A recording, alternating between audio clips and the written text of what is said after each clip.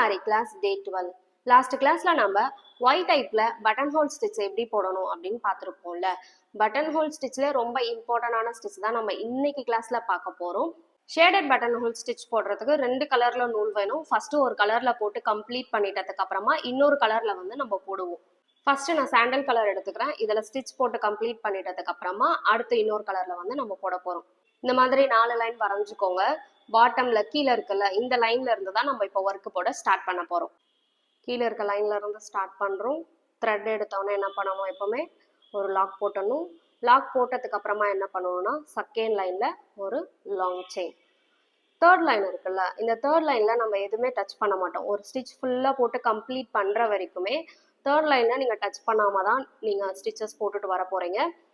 So third line விட்டுட்டு நம்ம என்ன பண்றோம்னா ஒரு லாங் செயின் பெருசா எடுத்துட்டு போயிட்டு ஃபோர்த் லைன்ல போடுறோம். ஃபோர்த் லைன்ல இருந்து பட்டன் ஹோல் ஸ்டிச்சுக்கு எப்படி இழுப்பீங்களோ அதே மாதிரி பேக்வேர்டு இழுத்துட்டு வந்துட்டு கீழே செயின் போட்டுட்டு ஒரு குட்டி லாக் போட்டணும். போட்டுட்டு மறுபடியும் செகண்ட் லைனு, தேர்ட் லைன் வந்து டச் பண்ணக்கூடாது. ஃபோர்த் லைன் வந்து போயிட்டோம். மறுபடியும் ஃபோர்த் லைன்லேருந்து அப்படியே பிடிச்சி கீழே இழுத்துட்டு வரோம். கீழே எப்போவுமே லாக் போடணும். லாக் போட்டுட்டதுக்கு அப்புறமா second line, third line touch பண்ணக்கூடாது. ஃபோர்த் லைன் மறுபடியும் அங்கேருந்து அப்படியே பிடிச்சி இழுத்துட்டு வரணும். இது இழுக்கிறதுக்கு பேசிக் ஸ்டார்டிங்கில் போடுறவங்களுக்கு எல்லாருக்குமே கஷ்டமாக தான் இருக்கும். ப்ராக்டிஸ் பண்ண தான் வரும். அதனால தான் பட்டன் ஹோல் ஸ்டிச் எல்லாம் நிறைய ட்ரை பண்ணி பாருங்கள். அது போடும்போது உங்களுக்கு இந்த ஷேடட் பட்டன் ஹோல் ஸ்டிச் வந்து ஈஸியாக தான் வரும். செகண்ட் லைன் மறுபடியும் மேலே இருந்து கீழே இந்த இடத்துல ஒரு லாக். தேர்ட் லைனில் நான் ஏன் போடக்கூடாது அப்படின்னு சொல்கிறேன்னா, இன்னொரு கலர் போட போகிறீங்கல்ல, நெக்ஸ்ட் கலர் எடுத்துகிட்டு வரும்போது தான் தேர்ட் லைனில் ஃபுல்லாக நம்ம டச் பண்ணி போடுவோம். Second and fourth. இதே மாதிரி இந்த லைன் ஃபுல்லாக நீங்கள் எந்த அளவுக்கு லென்த் வேணுமோ அது வரைக்கும் நீங்கள் போட்டு கம்ப்ளீட் பண்ண போகிறீங்க. இப்போ ஷேடட் பட்டன் ஹோல் ஸ்டிச்சுக்கு ஃபர்ஸ்ட் கலரில் போட்டு கம்ப்ளீட் பண்ண வேண்டிய ஸ்டிச்சஸ் வந்து முடிச்சாச்சு. இங்கே பாருங்கள், கீழேயுமே கரெக்டாக எல்லாமே ஈவனாக இருக்கணும். அதே மாதிரி மேலேயுமே ஈவனாக இருக்கணும். உங்களுக்கு ஒரே மாதிரி இருந்தால் தான் ஒர்க்கு வந்து ஃபினிஷிங் நல்லாயிருக்கும். இந்த மாதிரி நடுவில் கேப் இருக்குல்ல, இந்த மாதிரி கேப் விட்டு போட்டுக்கோங்க. நீங்கள் கீழே இறக்கி இந்த இடத்துல லாக் போடும்போது இந்த இடத்துல உங்களுக்கு கேப் வரும். ரொம்ப பக்கத்தில் நெருக்கமாக போட்டிங்க அப்படின்னா நெக்ஸ்ட் கலர் வந்து உங்களால் போட முடியாது. இப்போ நெக்ஸ்ட் வந்து இன்னொரு கலர் நடுவில் வந்து கொடுக்க போகிறோம். அதை எப்படி கொடுக்கலான்னு பாருங்கள். கீழே இருந்து செகண்ட் லைனு, செகண்ட் லைன்லேருந்து ஆல்ரெடி தேர்ட் லைன் விட்டு வச்சுருப்போம்ல, அந்த தேர்ட் லைனில் வந்து போட போகிறோம். நான் வந்து பிங்க் கலர் எடுத்திருக்கேன். இப்போ நம்ம கீழே அதே மாதிரி த்ரெட் எடுத்து ஒரு லாக் போட்டுடலாம். செகண்ட் லைன் போகிறோம். செகண்ட் லைன்லேருந்து தேர்ட் லைன் ஆல்ரெடி சாண்டல் கலருக்கு போட்டிருப்பீங்கல்ல, அதே மாதிரி தான் போயிட்டு கீழே இழுத்துட்டு வந்துடணும். தேர்ட் லைன்லேருந்து கீழே வந்துட்டு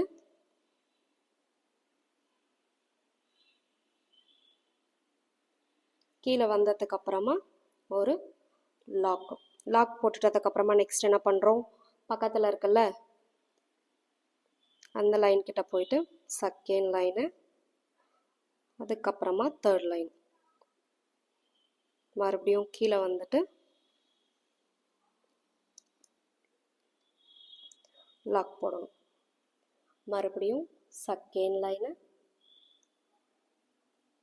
தேர்ட் லைன் அப்படியே கீழே இழுத்துட்டு வந்த லாக்.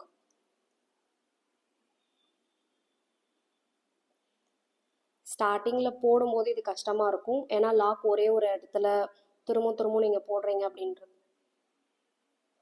ஸ்டார்டிங் உங்களுக்கு இது போடும்போது கஷ்டமாக இருக்கும். ஏன்னா லாக் ஒரே இடத்துல போட்ட இடத்துல திரும்ப போடுறீங்க அப்படின்றதுனால போடும்போது பர்ஃபெக்டாக வராது. போட்டு நிறைய ப்ராக்டிஸ் பண்ணுங்கள், ஈஸியாக இருக்கும் உங்களுக்கு. ஷேடட் கொடுக்கும்போது கரெக்டாக ஈவனாக பார்த்து கொடுக்கணும், அப்போ தான் உங்களுக்கு அழகாக இருக்கும். சில்க் த்ரெட் ப்ராக்டிஸ் நிறைய இருந்தால் தான் இதெல்லாம் உங்களால் ஈஸியாக போட முடியும். இல்லைன்னா த்ரெட்டு மேலே தூக்கிட்டு இருக்கும் ஒன்று, இல்லை டிஸ்டன்ஸ் இல்லாமல் பக்கத்தில் நெருக்கமாக போட்டுருவீங்க. இது நல்லா வராது. இப்போது இந்த இடத்துல லாக் போட்டாச்சு.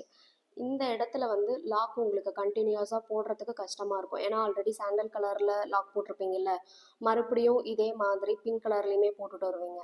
அதனால் லாக் ஒன்று மேலே ஒன்று பக்கத்தில் இருக்கும் போது உங்களுக்கு போடுறதுக்கு கஷ்டமாக இருக்கும். நெக்ஸ்ட் வந்து இந்த ஷேடட் போடுறீங்க அப்படின்னா செகண்ட் லைன்லேருந்து தேர்ட் லைன் போகிறீங்கல்ல, மேலே இருக்க இந்த லைன் எல்லாமே உங்களுக்கு வந்து ஈவனாக ஒரே மாதிரி ஸ்ட்ரெயிட் லைனில் தான் வந்து வரணும். சில்க் த்ரெட் ப்ராக்டிஸ் வந்து நிறைய வேணும் இந்த ஸ்டிச் போடும்போது. த்ரெட் எல்லாம் மேலே ஒன்று தூக்குன மாதிரிலாம் இருக்கக்கூடாது, இதே மாதிரி ஃப்ளாட்டாக அழகாக வந்து இருக்கணும். நோட் பண்ணிக்கோங்க. மேலே இந்த தேர்ட் லைனில் போடுறீங்கல்ல, இந்த லைன் எல்லாமே ஒரே மாதிரி ஸ்ட்ரெயிட்டாக ஈவனாக வந்து இருக்கணும். லாஸ்ட் வரைக்கும் போட்டு கம்ப்ளீட் பண்ணிவிட்டு காட்டுறேன் எப்படி இருக்குன்னு பாருங்கள். இப்போ ஷேடட் பட்டன் ஹோல் ஸ்டிச் வந்து கம்ப்ளீட் பண்ணியாச்சு.